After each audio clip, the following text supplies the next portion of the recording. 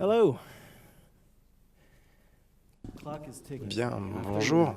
Bon, le compte à rebours a commencé, j'ai 30 minutes pour vous parler. C'est quand même un défi. Bon,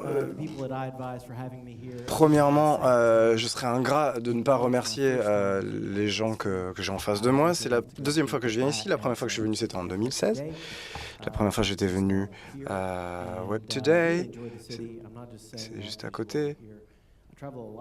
Bon, je voyage beaucoup et il y a des fois des villes qui me plaisent plus que d'autres et je pense que vraiment Nantes, c'est une ville qui me plaît beaucoup. Aujourd'hui, je vous parle. J'aimerais vous parler et vous parler de la façon dont on s'adresse aux gens qui utilisent les adblockers.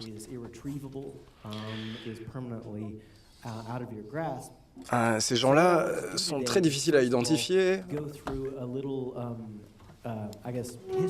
Et donc, j'aimerais un petit peu vous parler justement pour ça de l'histoire des adblockers et pour essayer de comprendre qu'est-ce qui ne fonctionne pas avec la publicité et pourquoi les gens n'aiment pas ça. Et je ne vais pas non plus rentrer dans tous les détails parce que ça n'a pas vraiment de sens de parler de ça en 2018 parce que les adblockers ont aussi permis d'améliorer l'expérience des utilisateurs avec la publicité et aussi augmenter la valeur de notre secteur. Et il y a environ un quart, presque 24,5% des gens qui surfent sur Internet en France utilisent des adblockers. Et donc, sans transition ou sans plus attendre, qu'est-ce qui ne fonctionne pas, en fait? Je ne suis pas ici pour dire que les publicités sont bonnes ou mauvaises, mais bon, la publicité le 27 octobre 1994 a eu un moment, a été un moment très important en fait. Ça nous a amené dans la mauvaise direction. Les gens ont commencé à récolter énormément d'informations. Grâce à ça, il y avait ensuite les pop-up, les bannières. Les gens ne regardaient plus d'ailleurs les publicités. En 2002, les gens ont commencé à bloquer les publicités. Et cela a créé cette espèce d'ambiance malsaine où les gens ne faisaient plus attention aux publicités et ne leur accordaient plus d'importance ni d'attention. Et évidemment, la conséquence, c'est qu'il y a eu de plus en plus de publicités avec les pop-up, les pop-unders.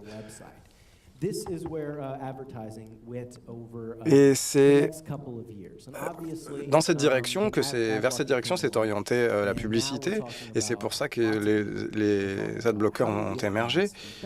Et ça nous amène à nous poser la question de savoir comment on peut améliorer les publicités. Donc, ce sont des choses qui se sont passées récemment. L'un de mes potes, Mark Zuckerberg, que vous voyez ici, je pense que les designers ne seront pas très contents si vous vous dites que vous ne le reconnaissez pas là à l'écran. Bon, vous savez ce qui se passe en ce moment avec Cambridge Analytica et Facebook. Et vous avez vu qu'il est comparu devant le Congrès américain, où on lui a posé des questions. Qu'est-ce que ça veut dire pour la publicité, pour les consommateurs? Ce que ça veut dire, c'est qu'au quotidien, les consommateurs font attention aux informations qui sont disséminées, par exemple sur les plateformes comme Facebook. Peut-être que ça avait déjà été souligné, cette problématique. Si vous allez sur ce site internet, vous verrez qu'il y a 73 fournisseurs et des instruments de tracking. Il y en a 240. Donc, on voit que la législation s'est aussi mise en route pour essayer de compenser ça. Et donc, la problématique principale ici, c'est pas la réglementation, mais c'est le discours. Les gens connaissent le discours maintenant. Ils comprennent que s'ils ne payent pas pour un service, ce sont eux le service. Et l'information va continuer à être une donnée très importante au cours des prochaines années. Vous savez peut-être ce que c'est que le cryptojacking. Pour ceux qui ne connaissent pas, ça a commencé comme un site web qui vous aidait pour les cryptos. C'est quelque chose qui venait hacker en fait votre ordinateur pour les crypto-monnaies.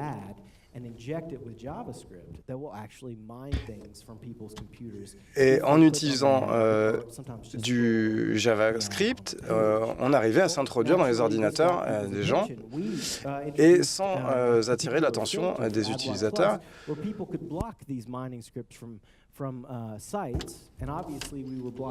Et évidemment, on bloquait ici les publicités.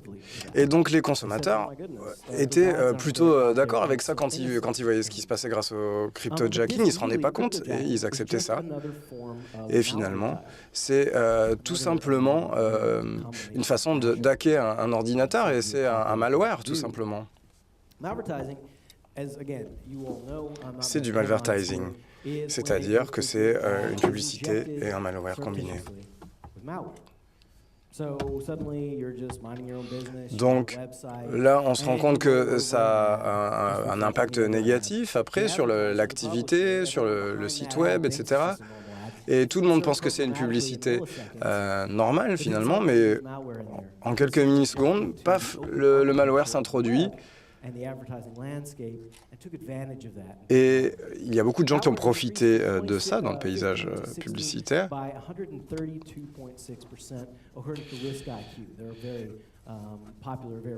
Et donc, il y a eu une augmentation de 132% de l'utilisation des malwares entre 2015 et 2016, le malvertising.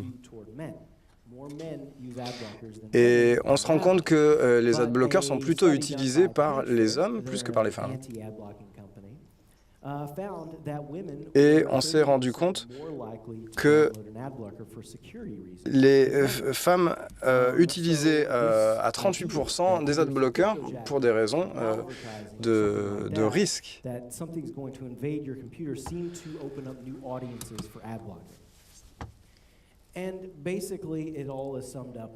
Et évidemment, on pourrait résumer tout ce que je viens de vous raconter par ce qu'on voit ici à l'écran.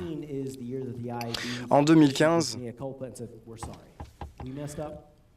il y a EIB qui s'est dit « Bon allez, on est désolé, on a foiré un petit peu et on a perdu un peu la trace de l'expérience utilisateur et on s'est éloigné de l'expérience utilisateur. » Et donc c'est pour vous expliquer un petit peu les problématiques que l'on rencontre aujourd'hui dans notre secteur. Mais évidemment, il y a des solutions de la part des utilisateurs. Il y a 1 milliard de personnes qui utilisent des adblockers ou en tout cas, qui bloquent les publicités. Et la majorité des utilisateurs ne sont pas en France, pas en Allemagne, ni en Amérique, ni en Afrique, etc. Et ils utilisent un navigateur qui s'appelle UC Browser, et qui est utilisé et qui a été lancé par Alibaba, l'entreprise. Et sur mobile, c'est arrivé aussi dans la région Asie-Pacifique. Et ça se fait beaucoup plus dans cette région-là qu'on peut le faire au Canada, en Europe, etc. Et ce milliard de personnes qui utilisent un adblocker, c'est pour une raison spécifique, c'est que depuis en tout cas depuis que nous sommes nés, nous, en 2006, ça n'a pas changé.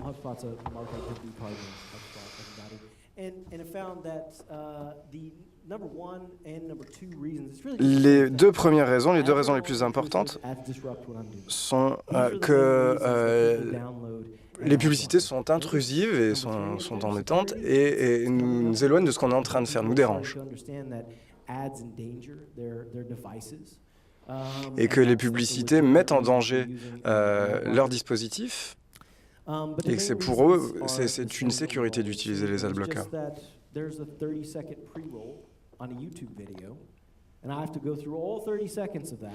Et donc, par exemple, à chaque fois qu'on lance une vidéo sur YouTube, il faut voir 30 secondes de publicité juste avant la vidéo. Donc ça, c'est trop, c'est beaucoup trop. Et donc maintenant, j'aimerais passer par l'histoire de l'adblocking. Et je pense que vous l'aurez remarqué, j'en parle dans chacune de mes présentations. Mais c'est quelque chose qui est important, de comprendre pour la suite.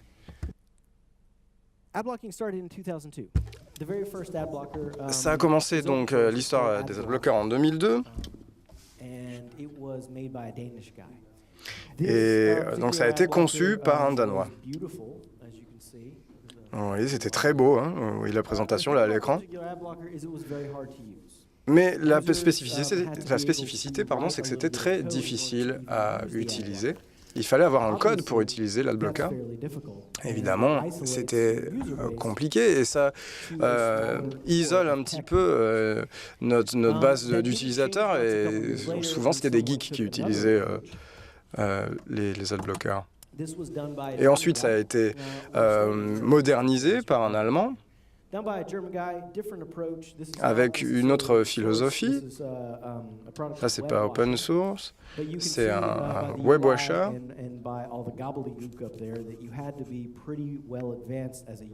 Et comme vous voyez là, avec tout ce qui apparaît à l'écran, il fallait quand même s'y connaître un petit peu pour pouvoir utiliser ça. Et avec le web washer, ça nous donnait les éléments sur la page que l'on voulait bloquer. C'est une sorte de filtre. Mais ce n'est pas non plus quelque chose qui pouvait se développer à grande échelle. Et ça ne s'est pas développé jusqu'en 2006 avec AdBlocker Plus. Et évidemment, là, on n'est pas en train de parler d'AdBlock Plus. Je ne suis pas là pour vous faire une présentation là-dessus. Mais nous avons joué un très grand rôle. Je vous dis nous, mais en fait, c'était vraiment juste une personne, Vladimir Palent, qui est mon patron, qui est le cofondateur de AIO, qui est la compagnie, l'entreprise qui a fondé AdBlock Plus. Ce qui a fait la différence avec les autres produits, ce produit de Vladimir, par rapport au code du danois dont on parlait, il l'a utilisé et il l'a simplifié, il l'a rendu plus facile d'utilisation.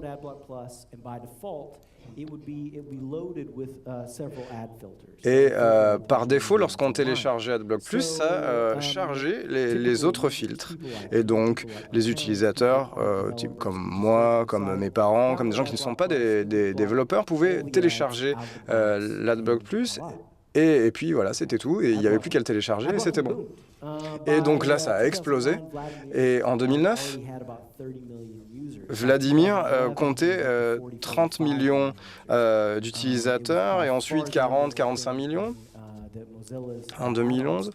Et donc, ça se passait à travers Mozilla. Firefox était l'un des navigateurs les plus utilisés à l'époque. Et donc là, ça a complètement explosé. Mais c'était un type spécifique d'adblocking, si vous voulez. C'était un certain type d'adblocking que l'on appelle la terre brûlée. C'est-à-dire que ça bloquait tout, absolument tout. Il n'y avait rien du tout qui filtrait. Et c'était la seule façon de bloquer la publicité. Mais la plupart des gens qui utilisaient cet adblocker avant, aujourd'hui, n'utilisent plus cette méthode, mais ils filtrent. Il y a 1 milliard de personnes qui maintenant filtrent les publicités et qui ne bloquent pas tout. Et ça se fait grâce à cette information, c'est qu'il y a des gens que ça ne dérange pas d'avoir certains types de publicités. Il y a des publicités qui sont faites de façon respectable, mais il y en a d'autres qui étaient plus intrusives que d'autres. Et on s'est rendu compte qu'étude après étude, les gens souhaitaient simplement bloquer les publicités qui les dérangeaient. Et donc 83% des gens veulent filtrer ces publicités embêtantes et 77% des personnes souhaitaient plutôt filtrer. Et donc il y avait quelque chose qui se passait à ce moment-là et Vladimir a senti ça et il s'est senti un peu coupable. Et il disait, bon, j'ai 40 millions, je compte 40 millions d'utilisateurs, maintenant qu'est-ce que je vais faire? Et c'était la seule façon de nous rémunérer, mais c'est peut-être quelque chose de dangereux. Donc il a demandé aux utilisateurs si ça les dérangeait de voir des publicités moins dérangeantes. Et bien, 3/4 des utilisateurs ont dit non, ça ne nous dérangerait pas. Et donc, en 2011, on a mené à terme cette expérience. Si les publicités correspondaient à certains critères, elles pouvaient, par défaut, être passées à travers les mailles du filet, si vous voulez.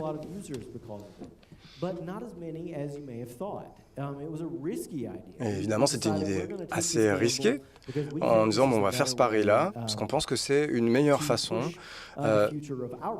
de penser au futur de notre produit. On ne pensait pas trop aux autres à ce moment-là, d'ailleurs. Mais ce qui s'est passé avec ces publicités acceptables, donc là, voilà comment ça se présentait sur une page. Et avant, pour les 24,5% de personnes qui utilisaient l'Adblock Plus en France, voilà à quoi ça ressemblait plutôt, donc avec des publicités plus petites, pas autant d'informations, et il n'y avait pas de pop-up, etc.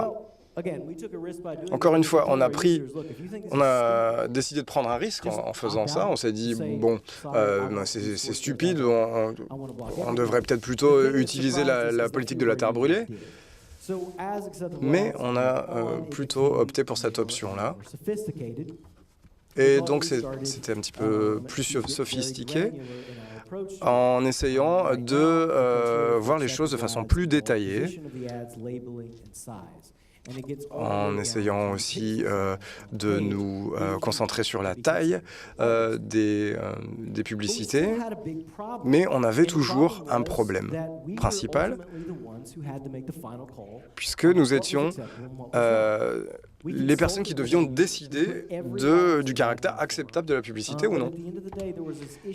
Mais il y avait toujours ce problème. Et on se disait, bon, si on se fait corrompre, qu'est-ce qui se passe en fait? Si on va trop loin?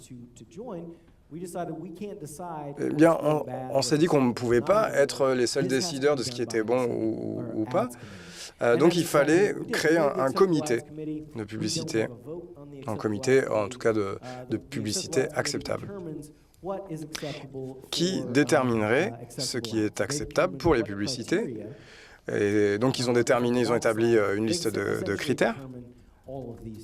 Et il détermine toutes ces choses-là. Et bien, grâce à ça, il y a beaucoup d'entreprises qui se sont investies avec nous. Et d'autres adblockers se sont joints à nous aussi. Maintenant, il y a 60 millions d'utilisateurs pour l'une des entreprises que vous voyez à l'écran. Et ils ont joint leurs efforts aux nôtres.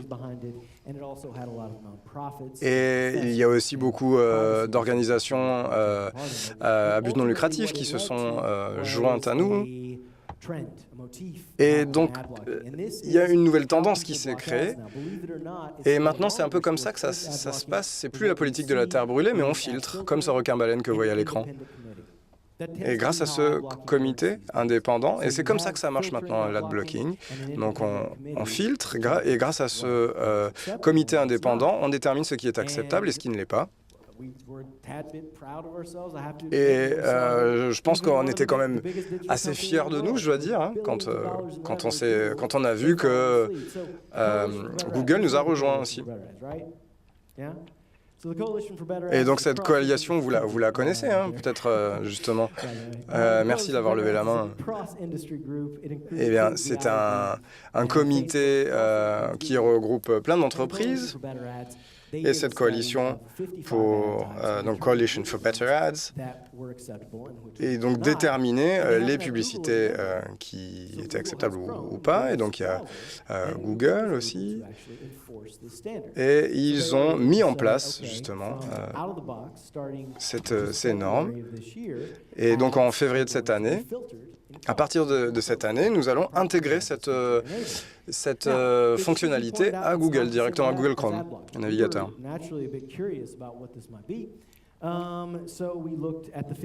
Donc on a regardé les 55 types de publicités qui étaient testés, et il y en avait seulement 9 qui étaient bloqués sur 55 avec Chrome.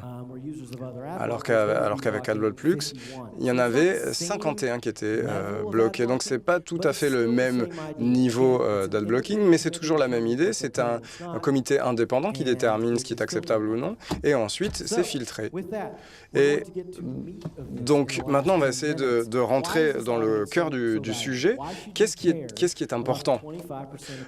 Qu'est-ce qui nous intéresse là-dedans, parmi les 25% de Français qui utilisent les adblockers et le milliard de personnes dans le monde qui utilisent les adblockers? Eh bien, parce que c'est important, ça a une valeur ajoutée. Ce que vous allez voir maintenant, ce sont des études qui ont été menées grâce à l'indice GWI. Et par exemple, le profil de quelqu'un qui utilise un adblocker, c'est quelqu'un comme moi qui dépense jamais d'argent sur Internet, qui déteste la publicité, qui n'a même pas de carte de mutuelle, etc., qui ne votent pas. Et bien, au contraire, en fait, ce sont souvent des gens qui ont un niveau de revenu assez élevé, plus que les gens qui ne bloquent pas les publicités. Donc là, vous avez deux couleurs différentes entre les gens qui bloquent les publicités et ceux qui ne les bloquent pas. Très souvent, les gens qui ont une thèse de doctorat ont tendance à bloquer les publicités. Donc là, vous voyez en termes de revenus ce que ça représente. C'est le revenu annuel. Eh bien, où dépense-t-il cet argent? Eh bien, en ligne.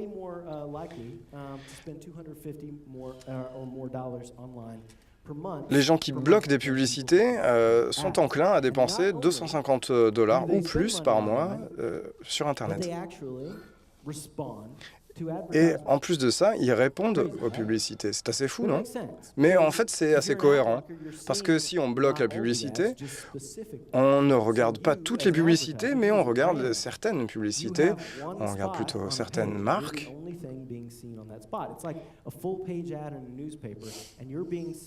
C'est comme s'il y avait une page complète dans un journal avec plein de publicités et qu'il y avait justement quelqu'un d'éduqué, avec un niveau d'éducation, un niveau de rémunération assez élevé qui répondait à une seule publicité spécifique. Et donc, cela apporte de la valeur parce que ces personnes dépensent de l'argent sur Internet et ils sont à 80% plus enclins à acheter sur Internet. Et après avoir vu une publicité, ils sont aussi plus enclins à acheter le produit qui a été promu.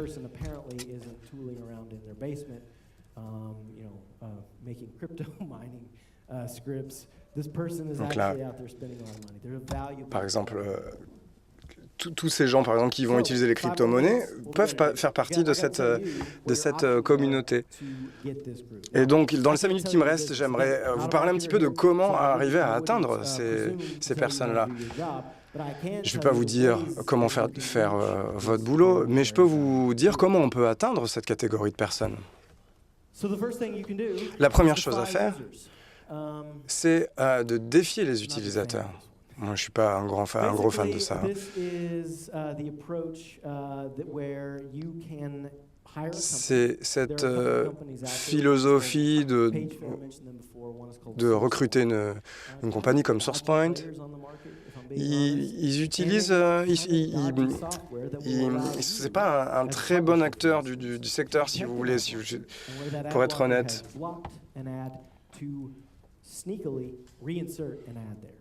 Mais très souvent, ils bloquent une publicité, puis ils la réinsèrent. Donc, c'est une solution technologique. Donc, c'est un peu comme le jeu que vous voyez sur la photo, finalement. Parce que c'est très facile à contrer pour les adblockers, ce petit jeu-là. Si ça marche un jour, eh bien, hop, il y a une autre pop-up qui arrive sous une autre forme, et puis hop, on la rebloque, etc. Donc, pour utiliser une autre métaphore, c'est un peu le jeu du chat et de la souris, si vous voulez. Et de façon idéologique, ça va un petit peu contre notre philosophie. Les adblockers n'utiliseraient pas si les utilisateurs ne contrôlaient pas leur propre expérience sur Internet. Ça va directement contre notre philosophie,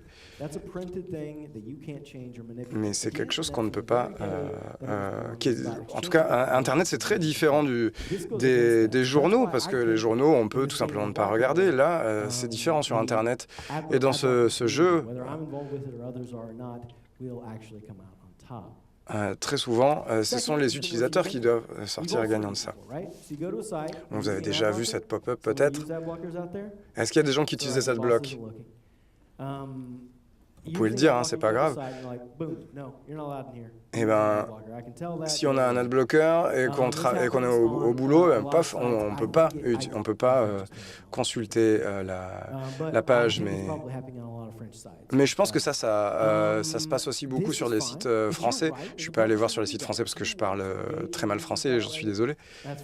Mais si vous avez ça qui apparaît, c'est pas grave. On a vu des exemples,